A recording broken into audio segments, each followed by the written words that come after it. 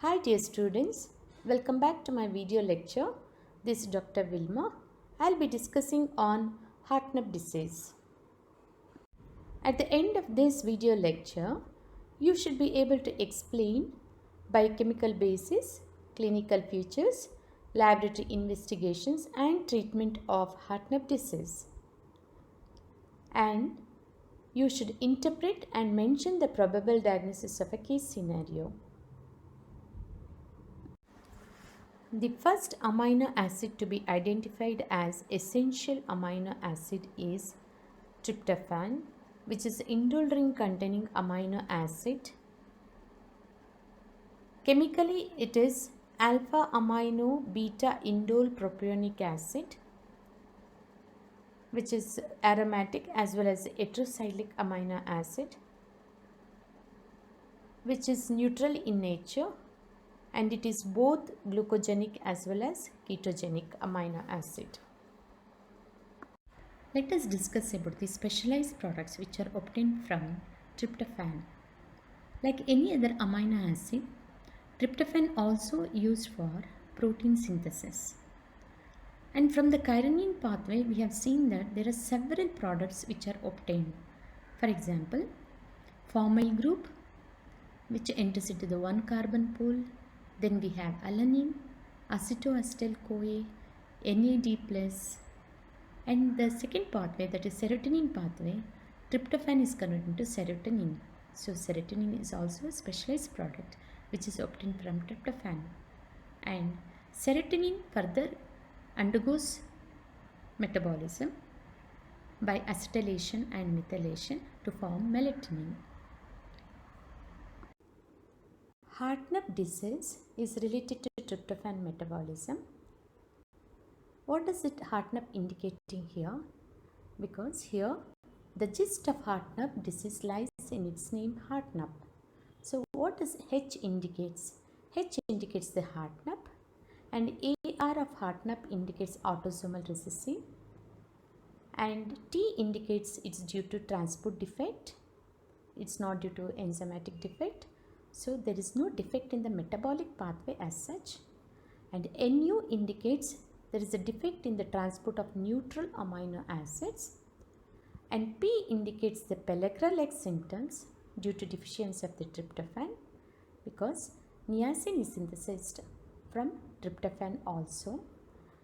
Then D of disease indicates dementia, diarrhea and dermatitis. This Hartnup disorder received its name from the first described case of Eddie Hartnup.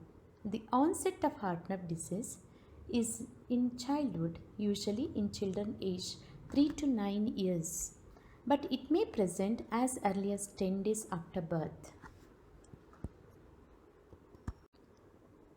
Hartnup disease is also known as Hartnup disorder, pellagra-like dermatosis, neutral amino acid transport defect. The last one, the pellagra cerebellar ataxia, renal aminoaciduria syndrome. Hartnup disease is transmitted in an autosomal recessive pattern. Here we can see both the parents are carriers of the gene SLC6A19, which encodes for the transport protein. Father is having a dominant gene and the recessive gene, and the mother also dominant in the recessive gene. So both are not sufferers, but both are carriers. The tick mark indicates a working gene and the cross mark indicates a non-working gene, or the recessive gene or the mutated gene. Out of 4 children, here we can see the first child having both dominant gene, receiving one from each parent. So this child is not a sufferer, not a carrier. And other 2 children, second and the third child, we can see having one dominant gene and the recessive gene, and the dominant and the recessive gene received from each parent. So both are not sufferers, but both are carriers. And the fourth child, there is a possibility of having both mutated genes so that this child is a sufferer but not a carrier.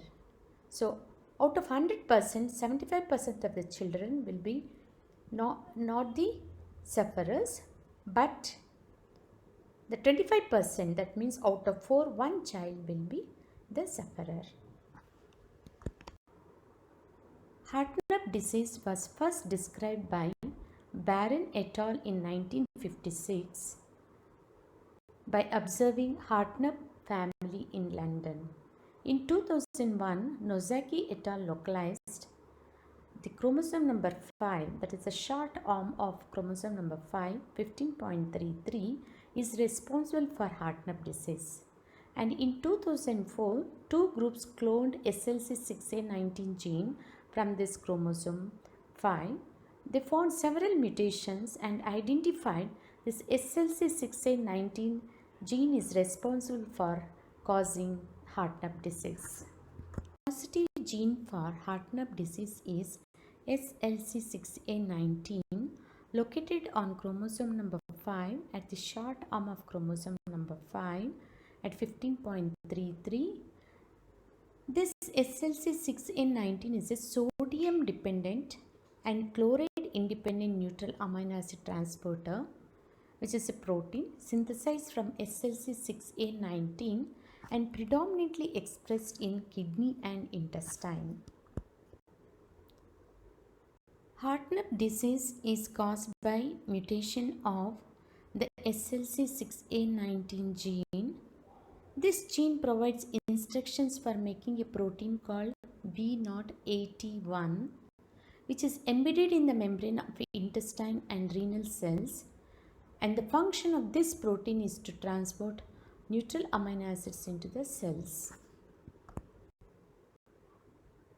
The function of this protein in the intestine is to transport amino acids from the food into the intestinal cells, then released into the bloodstream, so that the body can utilize these amino acids.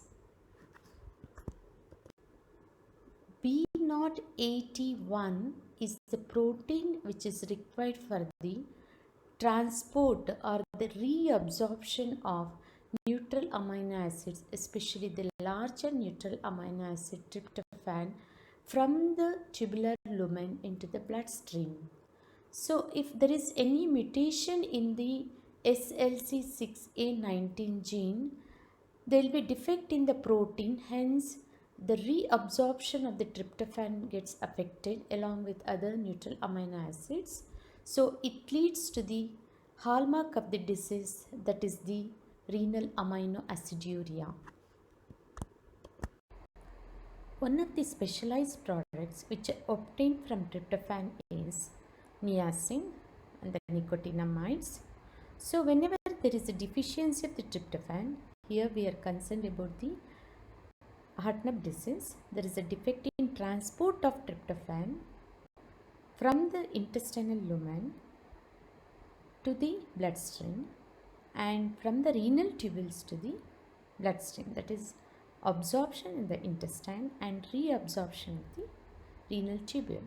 There is a defect, hence there is a deficiency of the tryptophan, which is leading to deficiency of the niacin, because 60 milligrams of tryptophan is converted or synthesizes 1 milligram of niacin. So we can find pellagra-like symptoms due to niacin deficiency.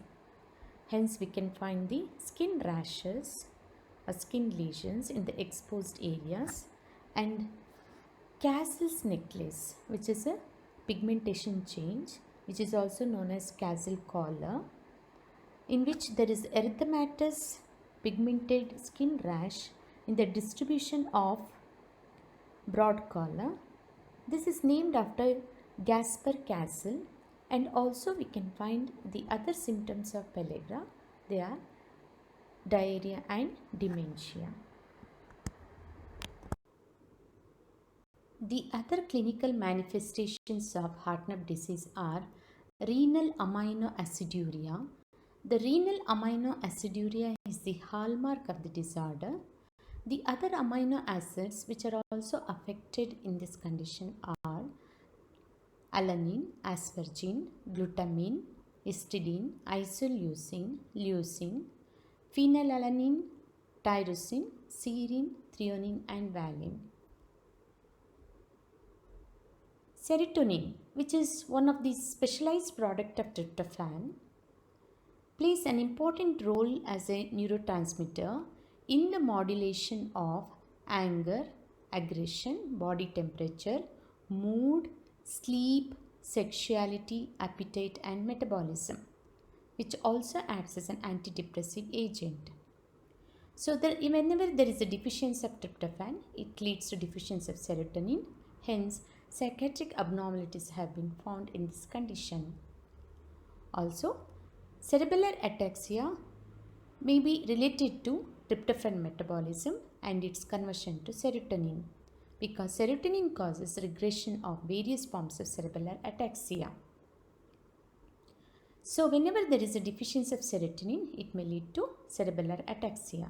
One more reason for cerebellar ataxia is due to bacterial degradation products of tryptophan, such as indole compounds.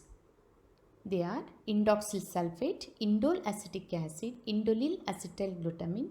These compounds are absorbed from the intestine and distributed throughout the body, and then they are excreted in the kidney. So these compounds, indole compounds, are neurotoxic and it may lead to cerebellar ataxia. Then we can also see the other conditions like seizures, fainting, trembling, lack of muscle tone. These are all related to tryptophan deficiency. Then melatonin, which is one of the products of tryptophan, exerts a variety of skin protective effects and is considered to be an important regulator of skin function and structure. Hence, deficiency of melatonin may lead to dermatosis. Then foul smelling of stools. Foul smelling of stools are due to again the indole compounds, especially the scetoxyl. It may lead to foul smelling of the stools. The biochemical investigations which are required for the diagnosis of Hartnup disease are tryptophan load test, in which you administer a load of tryptophan to a suspected case of Hartnup disease, so that you will find flat plasma tryptophan level. In case of normal condition, if you administer tryptophan, there will be increase in the tryptophan level.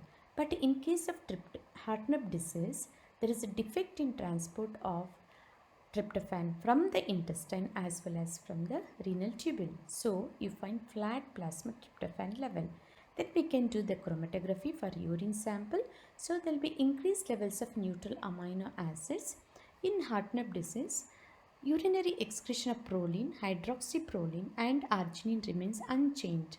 So this is very important for differentiating Hartnup disease from other causes of generalized amino aciduria such as Fanconi syndrome. Then we have increased urinary indican can be tested by Obermeyer test. Here in this Obermeyer test, if you find a clear or light color of the solution, then it is considered as normal. Then if you find light blue color of the test solution, then you can consider it as low positive. And then if it is a blue color, then it indicates medium positive. Then violet color indicates high positive, and jet black color confirms the condition of Hartnup disease.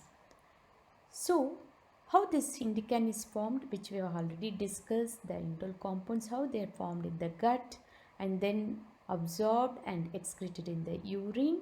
So when these indicans or indole compounds which are excreted in the urine, it causes bluish urine or blue diaper syndrome or Drummond syndrome. Then SLC6A19 can be tested by molecular genetic testing. Individuals with Hartnup disease who do not develop symptoms will usually do not require any kind of treatment. But the treatment aspect of Hartnup disease includes high protein diet because low protein diet may trigger symptomatic episodes. Then avoiding exposure to sunlight and avoiding certain drugs such as sulfonamide drugs and supplementing the diet with nicotinamide or niacin, which is specially obtained from the fish, meat, etc., can prevent Hartnup disease episodes. And according to medical literature, at least one individual showed an improvement of symptoms after treatment with compound like L-tryptophan ethyl ester, so which restored tryptophan levels in both the serum as well as the cerebrospinal fluid. Then we have the genetic counseling, which may be helpful for affected families.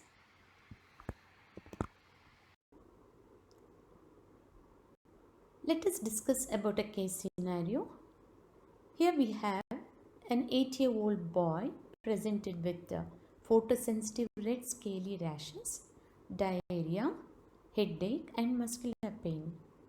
Laboratory investigations revealed increased levels of urinary indole and urinary examination by chromatography indicated the presence of neutral amino acid.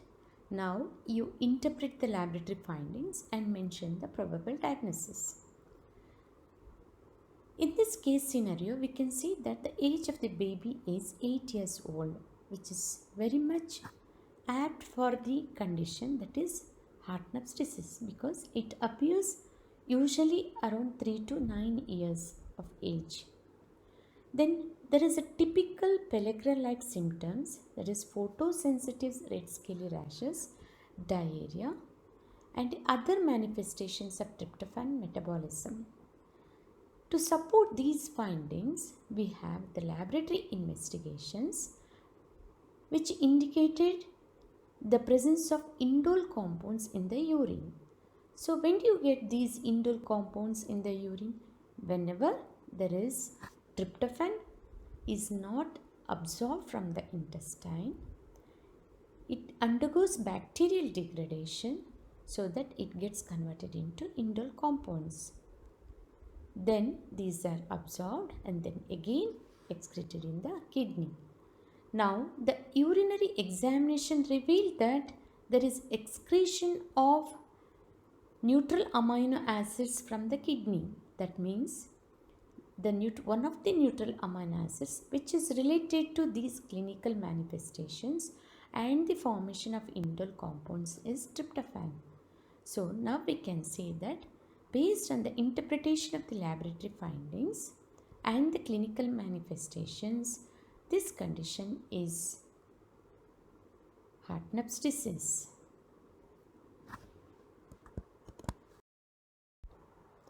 Thank you.